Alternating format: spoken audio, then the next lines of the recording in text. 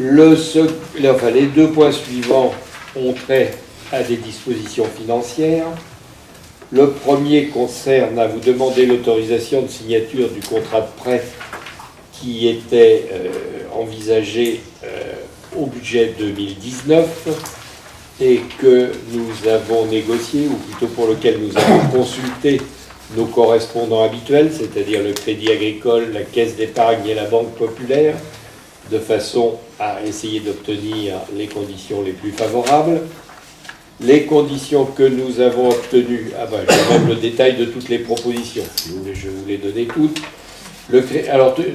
La base de durée que nous avions retenue était de 15 ans. Le Crédit Agricole sur 15 ans nous propose un taux fixe de 0,62%. En amortissement constant ou progressif, mais en général on prend toujours des amortissements constants, et en échéance trimestrielle, semestrielle ou annuelle, et on prend des échéances trimestrielles, et avec des frais de dossier de 500 €. La Caisse d'épargne, à la même question, répond par un prêt de 15 ans de 0,79%, des frais de dossier de 1600 € et aussi des amortissements constants trimestriels. Et enfin, la Banque Populaire des Rives de Paris nous répond pour une durée de 15 ans à un taux de 2,95, des frais de dossier de 300 €, amortissement constant, paiement trimestriel ou autre. Donc, la Banque Populaire se trouve éliminée d'office et entre le Crédit Agricole et la Caisse d'épargne, la différence est également sensible, de 0,62 à 0,79. Et nous sommes des clients réguliers du Crédit Agricole. En conséquence, la proposition que je vous formule est de signer avec le Crédit Agricole sur la base de leurs propositions. Avez-vous des questions? Monsieur le maire, il s'agit bien d'un taux fixe. Oui, il n'y a pas de référence. Tout à fait, c'est un taux fixe. D'autres questions? Alors, oui, monsieur le maire, c'était une question plutôt contextuelle, en ce sens que ça fait depuis maintenant un certain nombre de conseils municipaux où en fait on évoque cette police municipale et les réflexions adjacentes au bâtiment. Les 500 000 € là s'articulent comment par rapport à l'enveloppe globale? Parce que en fait, j'ai un peu perdu le fil du coût de cette opération en termes d'investissement entre l'acquisition en fait, du bâtiment et puis en fait les différents travaux. Les 500 000 €, ils vont servir à quoi au juste? À payer les travaux. La totalité des travaux? Non, pas la totalité des travaux, puisque globalement c'est supérieur à ça. Mais au niveau des financements, dans le compte d'investissement, le prêt est un complément aux recettes d'investissement lié au fait qu'il y a des investissements importants, mais il n'est pas affecté. Il est utilisé en trésorerie au fur et à mesure des besoins de paiement. Okay, ne serait-ce que par exemple certains des investissements qui bénéficient de subventions pour lesquels les dépenses sont engagées, certaines sont même payées dès cette année, nous n'avons pas touché les subventions. Donc dans des cas comme ça, le prêt peut servir aussi de relais. D'accord.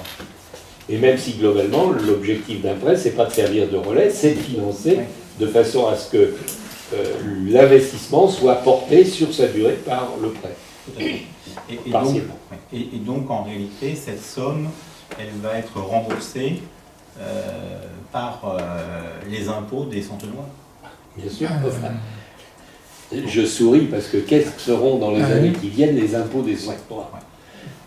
Ce sera la taxe foncière, ça on le sait, parce qu'elle va subsister. La taxe d'habitation, va-t-elle disparaître totalement ou pas? On ne le sait pas. Et je n'en ai pas appris beaucoup plus au Congrès des maires. En tout état de cause, oui, ce sont les finances locales qui permettent de rembourser les prêts.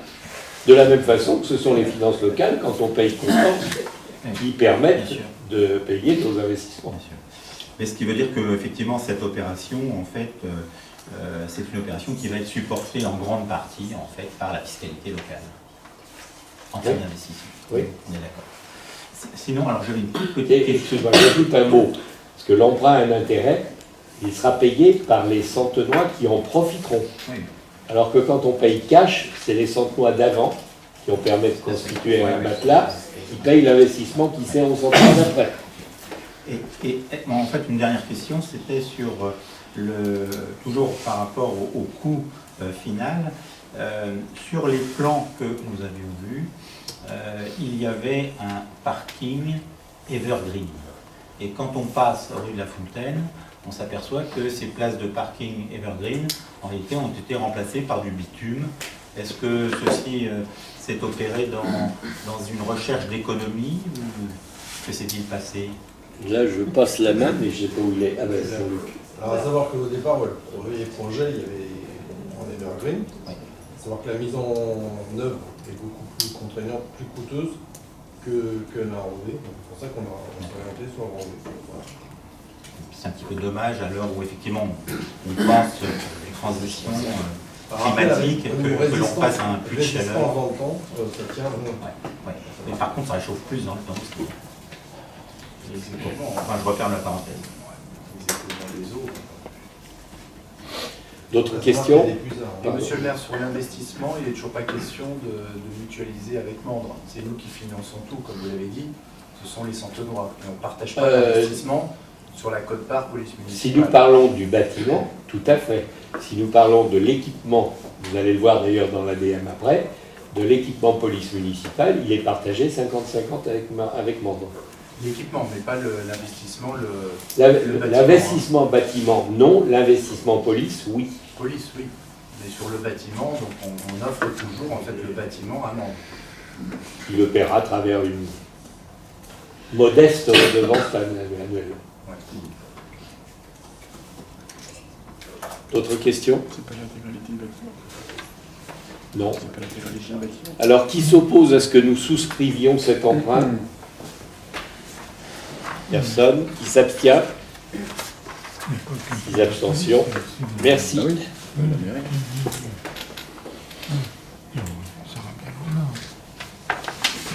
Alors précisément, le deuxième point, vous l'avez sans doute noté dans votre document, c'est une décision budgétaire modificative.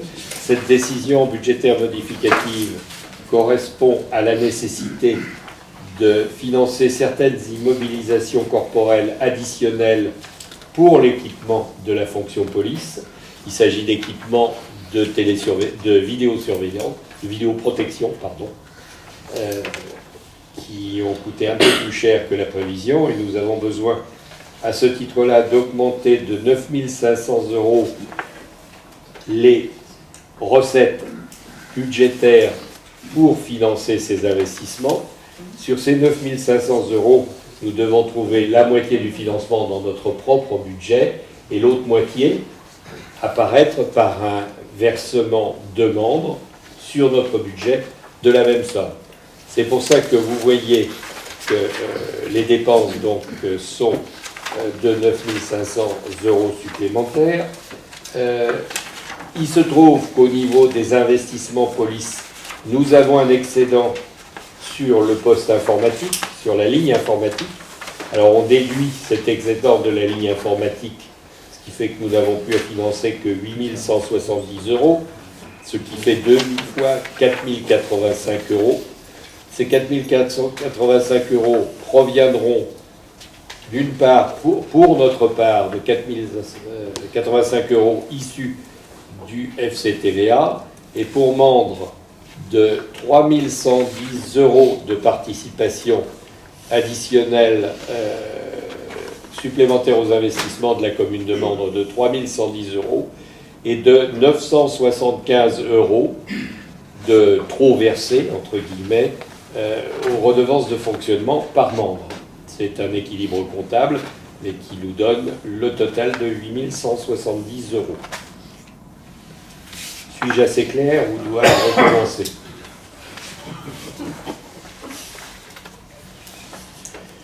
Bon, les comptables me comprennent.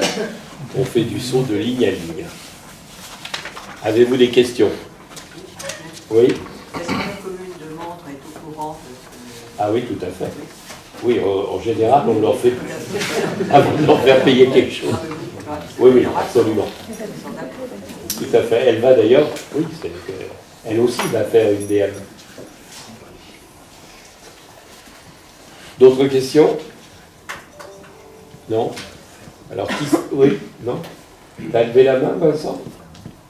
Ah bon. Bien, qui s'oppose à cette DM? Personne. Qui s'abstient? Personne. Pardon. Ah, je vais trop vite.